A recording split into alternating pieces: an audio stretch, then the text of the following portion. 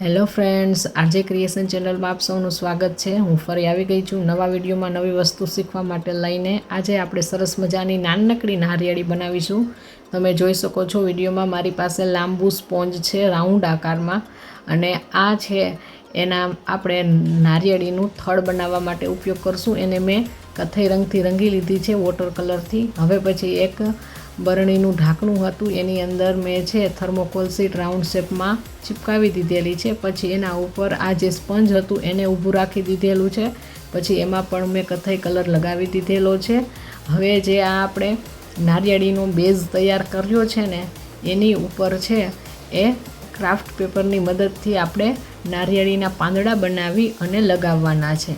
તો અહીંયા નારિયેળીના પાંદડા બનાવવા માટે લીલા રંગનો ક્રાફ્ટ પેપર લઈ લીધેલો છે, તેને પાંદનો શેપ આપી દીધેલો છે। પછી અહીંયા મારી પાસે ગેજ વાયર હતો જે જ્વેલરી બનાવવા માટેનો આવે છે, તેને આ જે પાંદ બનાવ્યું છે ને એની એકદમ મિડલમાં ઊભું છે એ લગાવી દેવાનું ગમની મદદથી, અને પછી એને બેવરડું વાળી અને કાતરની મદદથી છે એ ઊભા ચીરા પાડતા જવાના છે। હું વિડીયોમાં તમને બતાવી જ રહી છું કે કેવી રીતના કરવાનું છે। આખાય પાંદ ઉપર જ્યારે આવી રીતના કટ લગાવી દઈએ ને પછી આપણે પાછું એ પાંદને ખોલવાનું છે, જેથી કરીને નારિયેળીના પાંદડા બે શેપમાં જે કટવાળા હોય ને એવા થઈ જાય।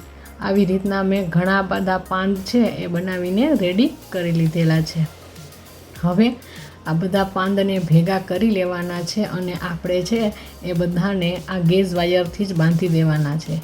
તમે વિડીયોમાં જોઈ શકો છો કે કેવી રીતના કરવાનું છે એમ।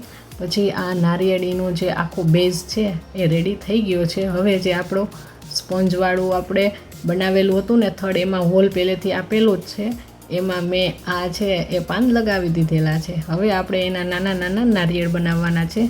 તો મારી પાસે ક્લે હતી, ક્લેમાંથી મેં લંબગોળ આકાર આપી દીધેલો છે, અને પછી એક કલર પિંક કલરની હતી ને એટલા માટે મારે એમાં ગ્રીન કલર વોટર કલરથી કરી દીધેલો છે।